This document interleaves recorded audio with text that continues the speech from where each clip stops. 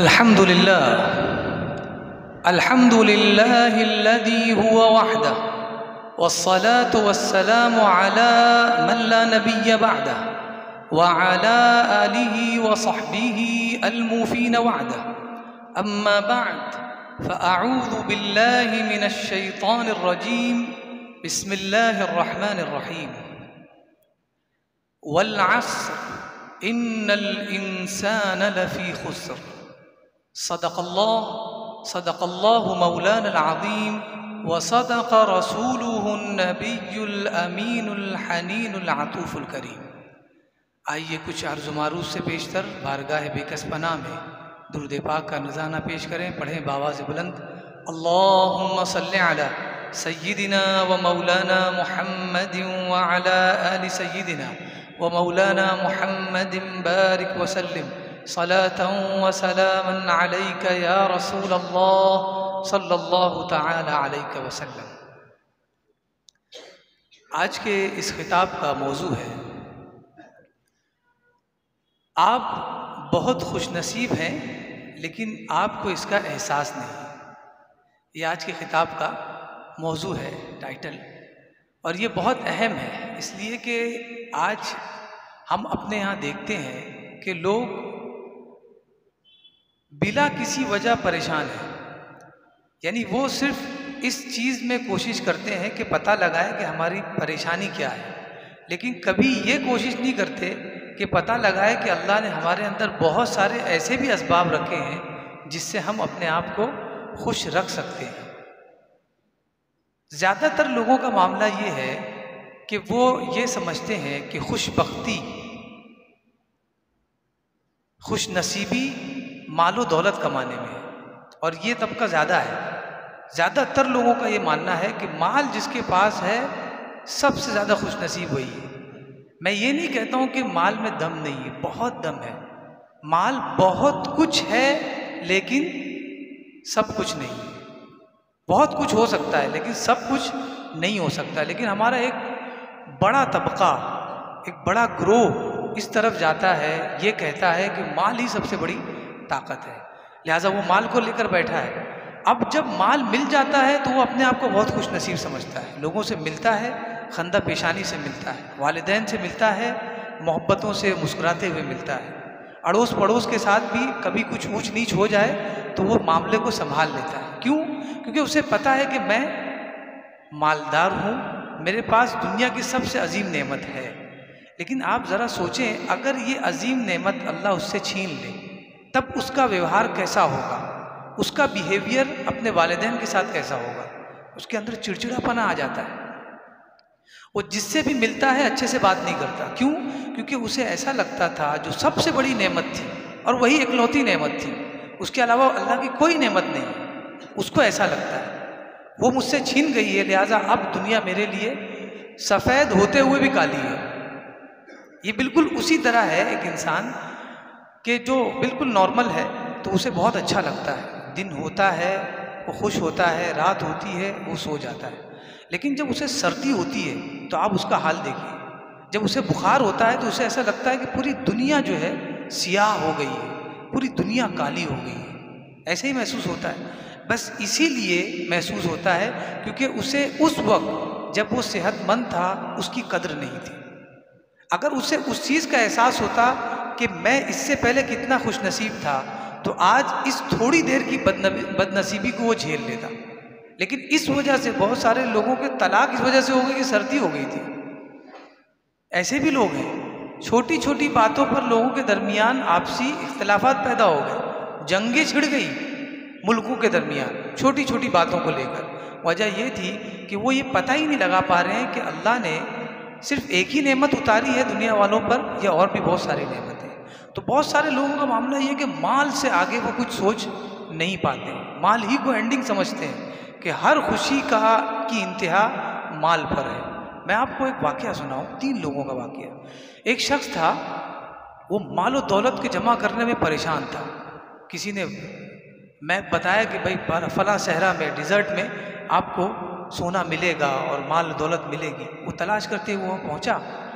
अब जब वो सहरा में पहुँचा तो सहरा बहुत जालिम होता है, वो जिस रास्ते से आप आए हैं दोबारा आप देखेंगे तो वो रास्ता आपको नहीं मिलेगा। बहरहाल वो जब पहुंचा और रास्ता भटक गया।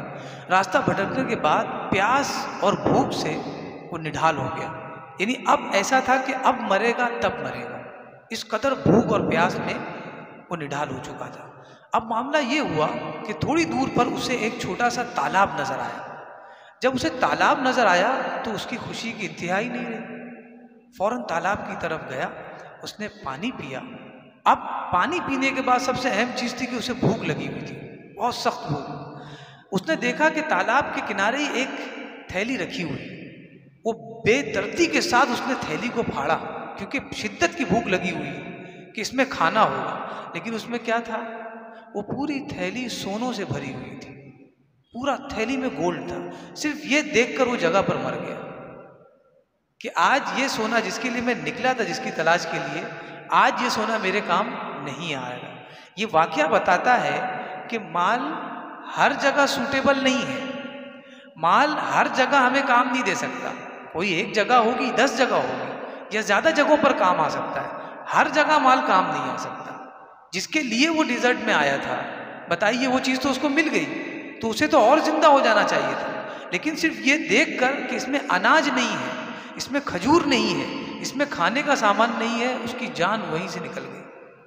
सोना देखकर तो खुश होता था, लेकिन आज देखकर वो मर गया।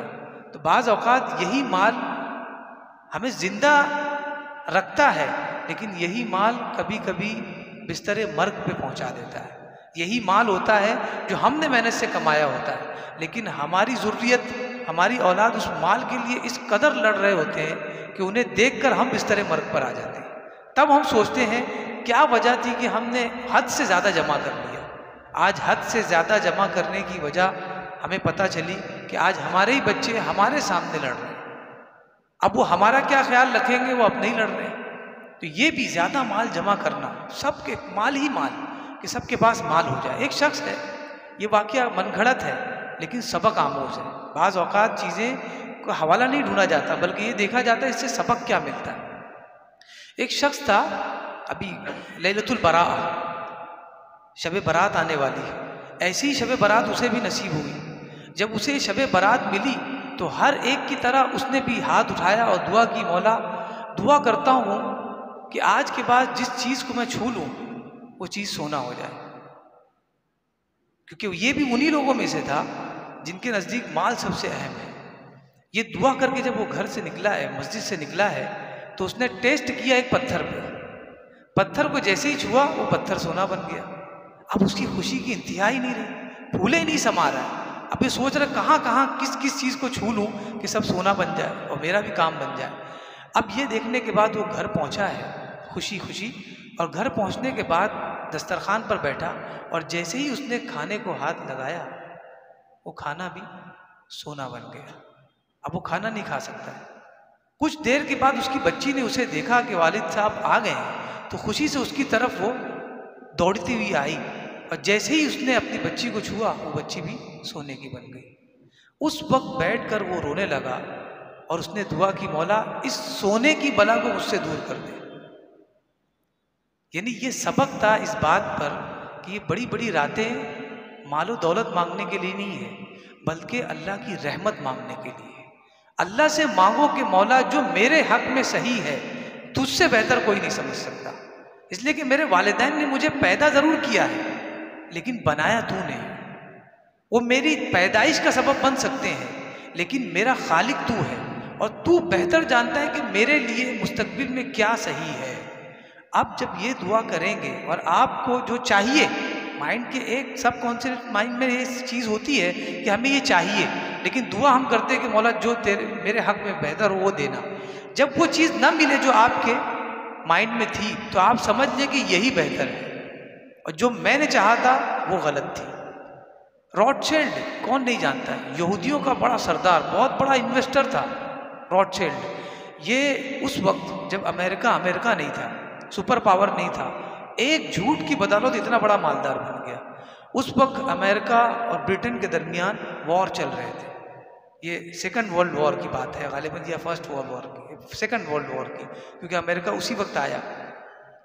इसे जब पता चला कि वॉर चल रही है, तो उस वक्त ये भी पैसे वाला ही था, तो इसने वॉर जहाँ हो रही थी वहाँ पर अपना एक मुखबिर भेजा, पता लगाओ कि वहाँ पर जंग हो रही है, कौन जीत रहा है, पल्ला किसका भारी है।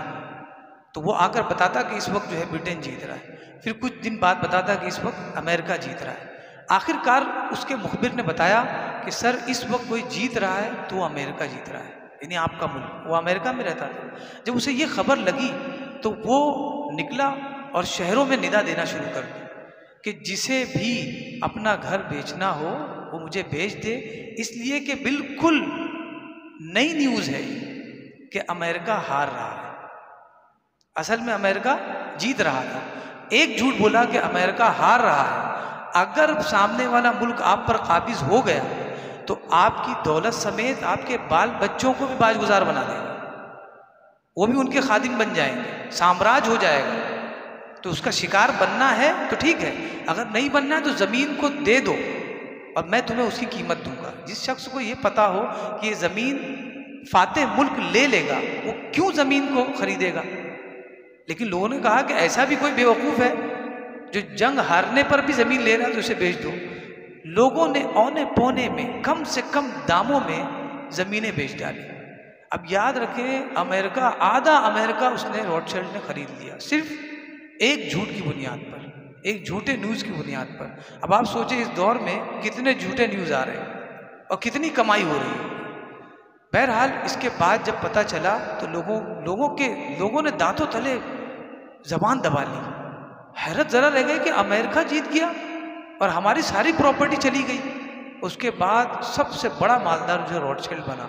और आज के दौर में भी जितनी बैंकिंग का निज़ाम है, उस बैंकिंग के निज़ाम में जो माल आप लेते हैं, जो लोन आप लेते हैं या देते हैं, जो सूद आप देते हैं, इवन अगर कोई आप प्लॉट खरीदते हैं या बेचते हैं, उसमें 1% फैमिली ऑफ रॉथशिल्ड को जाता है। दुनिया की one of the biggest royal family Rothschild मानी जाती है। इतना बड़ा मालदार, सोचिए कितना माल होगा। उसके पास वॉल्ट था माल का, वॉल्ट में माल भरा होता था, खजाना था, अपने दौर का कारून था। एक दिन वो वॉल्ट में गया, किसी और को इजाज़त नहीं है कि वॉल्ट खोले और अंदर जाए, ये तन्हा वॉल्ट में गया देखने के लिए कि मैंने कितना कमाया है, कितनी दौलत है। वो वॉल्ट में गया और उसने ध्यान नहीं दिया और दरवाज़ा खुद ब खुद बंद हो गया। और वॉल्ट का जो दरवाज़ा था वो ऑटोमेटिकली था, वो ऑटोमेटिक था, वो बंद होता था तो वो रॉथशिल्ड की वजह से खुलता था। अब रॉथशिल्ड साहब तो अंदर है और किसी की मजाल नहीं कि वो वॉल्ट को हाथ लगा दे बगैर रॉथशिल्ड की इजाज़त के। मामला ये हुआ, तारीख आप पढ़ें तो आपको पता चलेगा, रॉथशिल्ड उसी खजाने के खजाने में, उसी खजाने के अंदर अपने खजानों के दरमियान चीखता चिल्लाता मर गया। उस खजाने ने उसको कोई नफा नहीं है। वमा अगना अन्नी सुल्तानिया, आज कोई बादशाह काम नहीं आएगी, कोई माल काम नहीं आएगा। तो याद रखिए, सिर्फ माल हमारी खुश नसीबी का और हमारी खुशी की वजह नहीं है। अगर आपके पास आंख है, ये भी आपकी खुश नसीबी है, ये अल्लाह की नेमत है। आप चल सकते हैं, ये अल्लाह की नेमत है। आपके वालिदैन जिंदा है, सबसे बड़ी नेमत है। आपका पड़ोस आपके साथ अच्छा सलूक करता है, इससे बड़ी कोई नेमत नहीं है। अगर आप बहुत अच्छा याद कर सकते हैं, बहुत अच्छा याद कर सकते हैं, आप कुरान याद करें, इससे अच्छा कोई नेमत अल्लाह ने आपको नहीं दी। चलते फिरते आप कुरान याद कर रहे हैं, इससे अच्छी क्या नेमत है। अगर आप अपने वक्त को समझ सकते हैं तो वक्त से बड़ी कोई नेमत नहीं। सारी नेमतों के दरमियान अल्लाह ने हमें रखा है, हम नेमतों के दरमियान जी रहे हैं, पल रहे हैं, लेकिन हमें चूंकि उसका एहसास नहीं है, इसीलिए हमें लगता है कि हमें अल्लाह ने कुछ दिया ही नहीं। एक शख्स कहते हैं कि मैं जवानी से मैं गरीब हूँ। मैंने कहा कि असल में तुम्हारा रोना बता रहा है कि तुम्हें गरीब ही रहना चाहिए। तुम जिस दिन ये मान लोगे कि जो गरीब मैं आज तक हूँ ये मेरे रब की रज़ा है, उस दिन तुम मालदार हो जाओगे। और पैसों से नहीं बल्कि दिल से, क्योंकि तुम मान लोगे कि ये गरीबी भी मेरी मौला की देन है, और अगर ये मौला की देन है तो ये नसीब है, और ये नसीब है तो नसीब को मैंने एक्सेप्ट कर लिया। आज एक्सेप्शन और एतराफ़ न होने की वजह से हम परेशान हैं, वरना सारी नेमतों से भरे पड़े हैं। इमाम शाफ़ी अलैहि रहमतुर रिज़वान इमाम मालिक की दरबार में बैठे हैं दरसगाह में। जब आप कोई दर्स लिखाते तो आप थूक से अपने हाथों पर लिखते थे। इमाम मालिक ने कहा शाफी कुछ लिखा है, और अगर लिखा है तो बताओ क्या लिखा है। इमाम शाफी ने पूरा दर्द सुना दिया। आज के दौर में हम रिकॉर्ड करके भी सही लिख नहीं पाएंगे। इमाम शाफी ने उस वक्त रिकॉर्डर नहीं था, आपने अपने माइंड में उसको रिकॉर्ड कर दिया और बताया अगर आपका जहन बहुत कुछ याद कर सकता है तो आप याद करिए। इस याद करने की बुनियाद पर आप बहुत कुछ कमा सकते हैं, आप बहुत कुछ नाम हासिल कर सकते हैं, अपने आप को खुश कर रख सकते हैं। आप देखिए तो सही आपके अंदर स्किल क्या है, आप कर क्या सकते हैं। इमाम आबिदीन शामी बहुत बड़े अल्लामा गुजरे हैं। मुताले का इतना शौक था कि दिन रात मुताला करते। वक्त की अहमियत पर उन्होंने बताया कि मामला ये था कि जब अजान होती और वज़ू करने का वक्त होता तो आप किताब अपने एक शागिर्द को देते और लोटा एक शागिर्द को, कहते तुम वज़ू करवाओ और बेटा जहाँ तक मैंने पढ़ा था वहाँ से तुम पढ़ो, तुम पढ़ते रहो मैं सुनता रहूँ। यानी वो चाहते थे कि ये वक्त जो वज़ू का है ये भी मेरा इल्म हासिल करने में गुजरे। जभी तो वो इमाम आबिदीन शामी बने। आज फ़िक़्ह की बुनियाद उन पर बैठी हुई है। हम जो नमाज पढ़ते हैं, मसाइल है, ये सारे के सारे उन्हीं से हम सीख रहे हैं। उनकी किताब बुनियाद है हमारी शरीयत में। बताइए कैसे बन गए? क्योंकि वक्त की अहमियत को समझा। वक्त की अहमियत, आँखों की अहमियत, सेहत की अहमियत, ये सारी चीज़ें कभी कभी अल्लाह तबारक व तआला तकलीफ़ देकर भी बताता है। लोग समझते हैं तकलीफ़ आ गई है शायद अल्लाह नाराज़ है। बाज़ औक़ात अल्लाह तकलीफ़ इसलिए देता है कि तुम्हारे अंदर स्किल है लेकिन तुम उसे बेदार नहीं करना चाहते। ये तकलीफ़ ही उस स्किल को बेदार कर देती है। इमाम सरखसी बहुत बड़े अल्लामा गुजरे हैं, बहुत बड़े अल्लामा गुजरे हैं, इमाम थे और मज़हब हनफी की किताब अल मबसूत आपने लिखी है।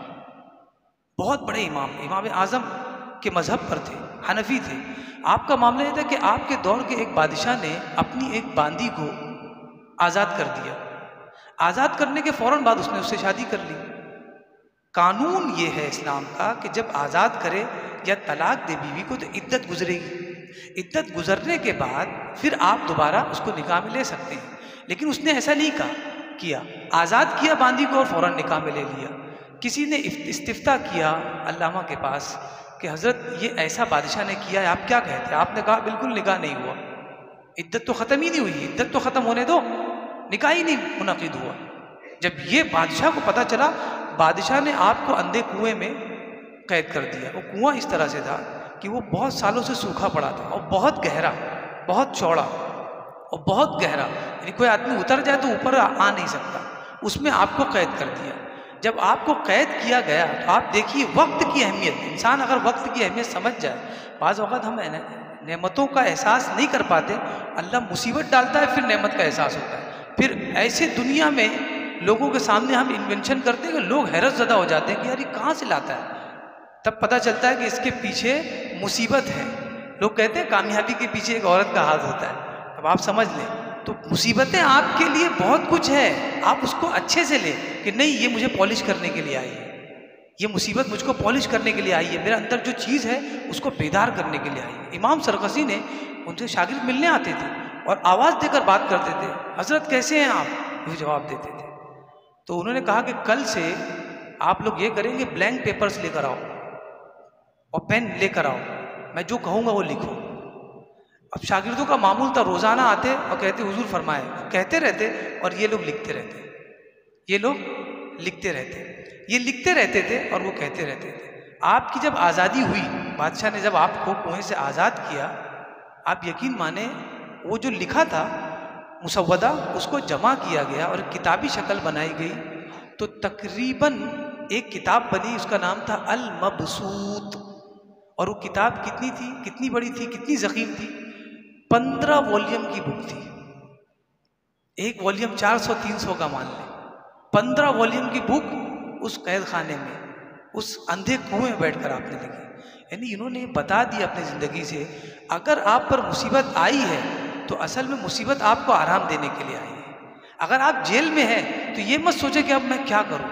आप तकलीफ़ों का रोना ना रोएं, बल्कि तकलीफ़ से लेसन लें, तकलीफ़ से सबक लें और अपने वक्त को समझें, अपनी सेहत को समझें, अपनी आँखों को समझें। अगर ये नेमत है तो फिर आप खुश क्यों नहीं हैं? उसकी वजह यह है कि हमने सिर्फ एक ही चीज़ को नेमत समझा है और वो है माल। इसी वजह से हम खुश नहीं हैं। अगर हम अपने गिर्द देखें, अपने अंदर टटोले, तो हमारे अंदर बहुत सारी स्किल है। हम दो झगड़ा करने वालों के दरमियान इत्तेहाद पैदा कर सकते हैं। बहुत बड़ी स्किल है, आपको लोग ढूंढ रहे हैं, लेकिन आप वो छोड़कर क्या कर रहे हैं? पैसा। आज पूरी दुनिया जो परेशान है उसकी वजह ये है, किसी को ये नहीं पड़ी कि मैं बहुत अच्छा अकाउंटेंट हूँ, ये बहुत अच्छा चार्टर्ड अकाउंटेंट हूँ, या बहुत अच्छा इंजीनियर हूँ। सबको एक ही चीज़ की पड़ी हुई है कि मेरी सैलरी कितनी अच्छी है, मैं कितना अच्छा कमा सकता हूँ। सब इसी रेशो में हैरान है, इसीलिए सब परेशान है। लेकिन अगर ये सोच ले कि जिसकी जो है वो किस्मत अल्लाह ताला दे रहा है, वरना कितने ऐसे इंजीनियर जिनको सैलरी तो छोड़े जॉब नहीं मिल रही है, कितने चार्टर्ड अकाउंटेंट हैं कि करके बैठे हैं, सिर्फ साइन ही कर रहे, जॉब ही नहीं मिल रही है। तो इंसान जब अपने अंदर झांके तो पता चलेगा नेमतों का ज़ख़ीरा अल्लाह ने रखा है, लेकिन हम उसे डिस्कवर नहीं कर पा रहे। अल्लाह तबारक व तआला की बारगाह में दुआ है कि हमें कहने सुनने से ज़्यादा उस पर अमल की तौफीक अता फरमाए।